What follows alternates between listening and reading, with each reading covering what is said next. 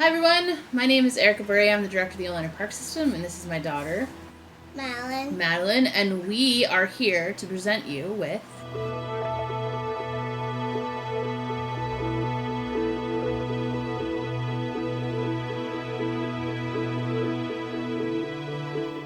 one of the things we talked about in our astronomy lessons was the moon, and a really fun, easy thing to do is use Oreos to talk about moon phases. What you do is you go buy Oreos, you twist off the tops, and then you use a knife or a spoon. I actually ended up using the skewer to fill in the phases. Can so I like we eat have these? some. Well, I don't know that we get all of our. Oh. Do we get all of our phases? We still need a half moon here, buddy. Here's our waxing crescent. Waxing crescent. First quarter. Waxing gibbous. Right? What's that one? Our quarter. Our last quarter. Our new moon. We need our waning crescent. There we go. And another gibbous. The best part about this is obviously you get to eat The Oreos. after you're done. The Oreo activity is a really great way to talk about what the phases are and what they look like, but it's a little more complicated to talk about why we don't see the whole moon all the time. Madeline really enjoys eating the Oreos and talking about the shapes that we see, trying to explain to her why we only see a part of the sun only shines on a part of the moon that we can see, and what our view from Earth is relative to the moon and the sun is a little bit more complicated. It's going to be a little bit too much for her. So we're just going to eat the Oreos. You ready to eat Oreos? Yes. Okay, eat some Oreos. 4, 3. 8. Perfect. It's all about the Oreos. Another activity that we'll be doing for the moon phases is a moon phase journal. Madeline loves charting things, so we can keep track. Of things. So there's The most charts that I like is bird charts. Yeah, you really did like the bird chart, didn't you? So we will be tracking the moon every night. We didn't put last night on here because it was cloudy, so we'll have to look up what last night's phase was.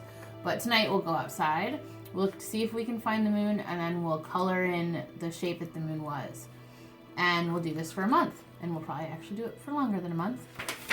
But just a really great way to do some observations and see how things change. Yep. And talk about when the moon is up and when we can see it and how that changes every night. So just a fun, quick after dinner activity, right? Right. Oh, thank you. Yep.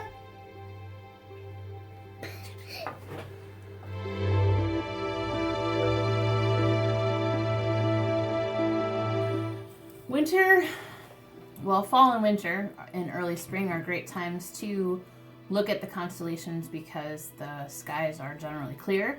There's very little haze, and it gets dark early. So you don't have to wait till 10 o'clock to go look at the stars. And there's a number of star activities that we're going to cover tonight, but all of them have to do with constellations. And one interesting thing that people don't always know is that while we think of constellations as the stars that make the shapes, astronomers think of constellations as more of a space in space.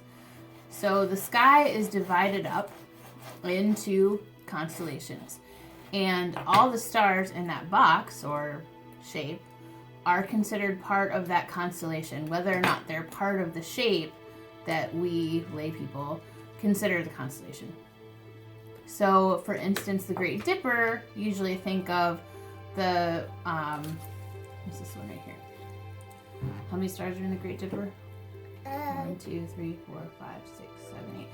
We usually think of the Great Dipper as the 8 stars that make up the Great Dipper, but actually the Great Dipper constellation includes the space around and all those stars that are in that space.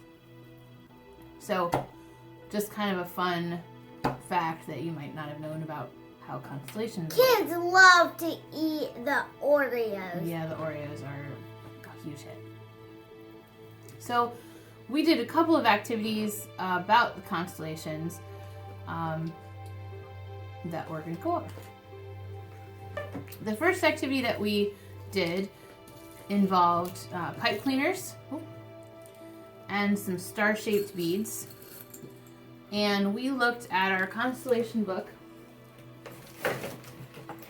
It made some. I have a couple. This is the one I had.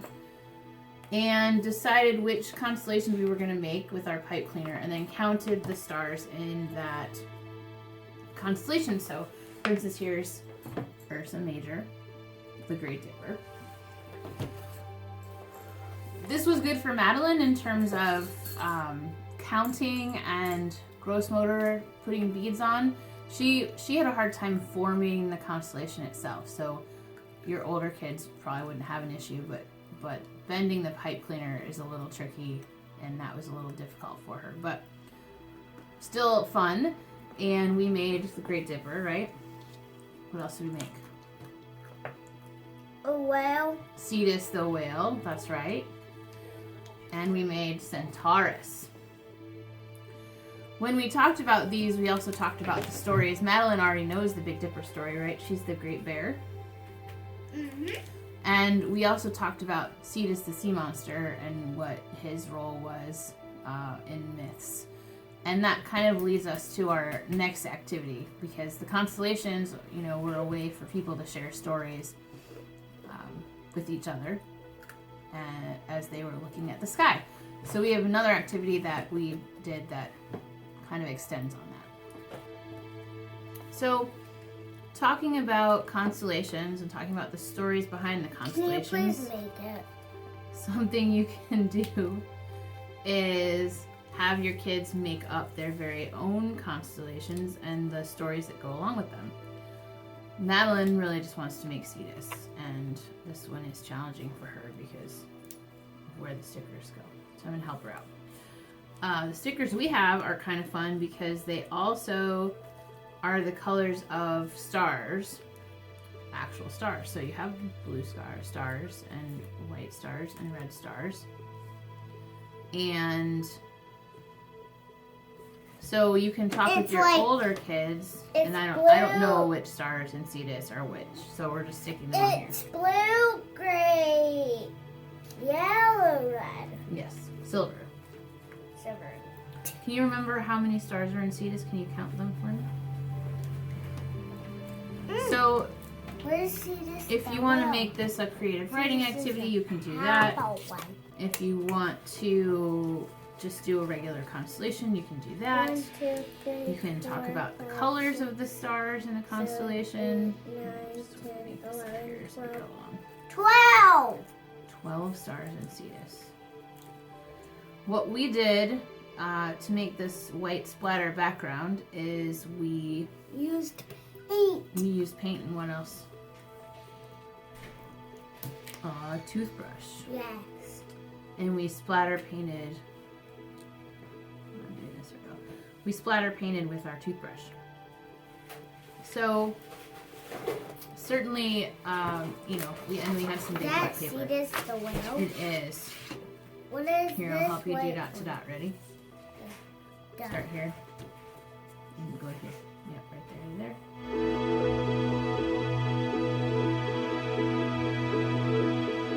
Yeah, right. We did one last activity, or we're going to do one last activity, I should say. It's shining on my face. And for this one, you need some ribbon. We had some Christmas ribbon in our Christmas packaging, birthday ribbon, and tin foil. And what you're going to do is take your tin foil and pinch it in the middle, and then tie your ribbon around the foil. Can you hold the foil for me and I'll tie it really quick? Just take all of them and tie it at once.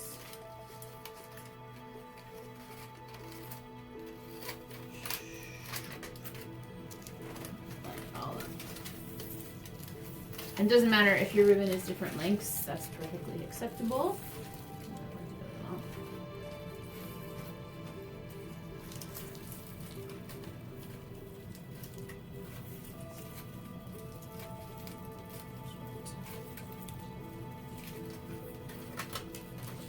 Okay, ready?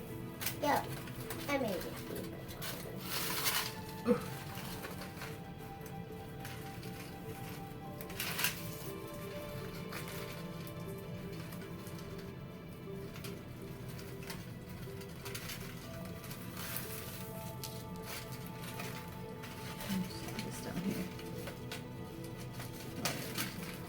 Alright. Pull it really tight. And then, oh, not quite, buddy. Don't do that yet. What you're gonna do, I appreciate you doing this, is you're going to wrap the foil around the ribbon, like so.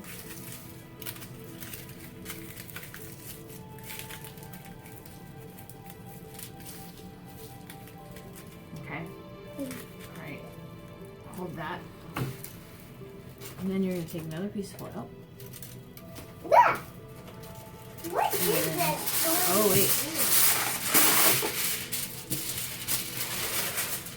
And you're going to wrap that around. That.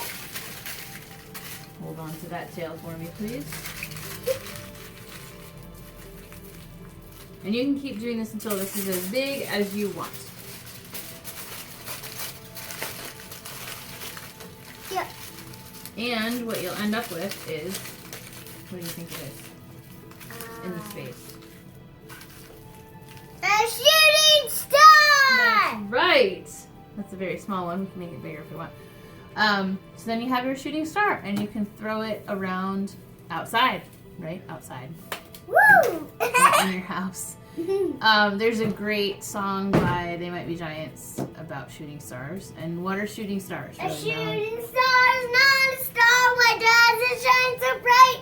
The friction as it falls through Earth produces heat and light. Very good song. And I have added a link to their YouTube channel, which has lots of fun videos about space, actually, at the end of our video today. Shooting star, shooting star. It's a song we like to sing. And as long as you're not throwing it at things, or the dog, throwing things in our house works out okay. Sometimes, right? Yeah. Yeah, sometimes. Can I watch Dr. O? So, as soon as we're done. So, thank you all for joining us. Madeline is done. And hope you have a great day.